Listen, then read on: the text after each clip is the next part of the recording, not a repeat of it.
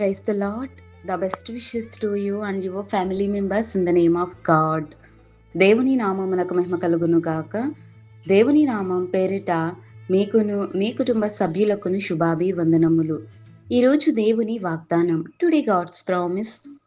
ఆయన నీతిని న్యాయమును ప్రేమించుచున్నాడు. కీర్తనల గ్రంథం 33వ అధ్యాయం 5వ వచనం.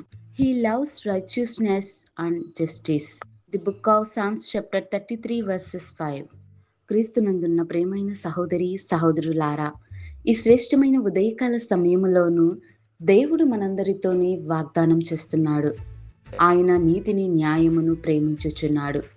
చూడండి, దేవుడు మన పట్ల కేవలం ఆశించేది మనము యథార్థంగా జీవిస్తున్నామా, నీతిగా బ్రతుకుతున్నామా, న్యాయముతో జీవిస్తూ దేవుని యొక్క వాగ్దానం రీతిగా దేవుడు ఇచ్చినటువంటి జీవితాన్ని కాపాడుకుంటూ ఈ లోకంలో దేవుని కోసం ఎదురు చూస్తూ దేవుని యొక్క రాకడ కొరకు ఆయన నీతిని న్యాయమును ప్రేమించేవాడు కనుక ఆయన కొరకు ఎవరైతే ఎదురు చూస్తూ ఉన్నాడో మరి దేవుడు వారందరినీ ప్రేమిస్తున్నాడండి. మనము యథార్థతను జీవించాలి.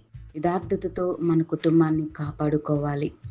న్యాయముతో సత్యముతో మనం ఉన్నట్లయితే దేవుడు మనలను ప్రేమిస్తున్నాడు. ఆయన ప్రేమ ఎనలేనిది. ఆయన కృప మనలను రక్షిస్తుంది. కనుక ఆయన నీతిని న్యాయమును ప్రేమించే దేవుడు కనుక మనము నీతిని న్యాయమును ప్రేమించాలి. దేవుడు కోరుకున్నటువంటి ఆ యొక్క ప్రణాళికను మనము కూడా నెరవేర్చుకోవాలి. ఈ లోకములో న్యాయము తప్పి పాపము చేస్తూ అన్యాయంగా బ్రతుకుతూ అక్రమంగా దోచుకుంటూ ఎవరైతే బ్రతుకుతున్నారో దేవుడు వారిని అసహించుకుంటున్నాడు. కనుక దేవునికి విరుద్ధమైన పనిని మాని దేవునికి ఇష్టమైన బిడలంగా, దేవుడు ప్రేమించే బిడలంగాను నీవు నేను మనమందరమును ఉందుముగాక. ప్రార్థన. మహాపరిశుద్ధుడైన మా ప్రియ పరలోకపు తండ్రి, నీకెన్నో వందనాలు, స్తుతులు, స్తోత్రాలు తండ్రి. ఈ శ్రేష్టమైన ఉదయకాల సమయంలో నీ వాగ్దానమును మా కుటుంబ జీవితాలలోనూ ప్రతి ఒక్కరిలోనూ నీవు జరిగించండి.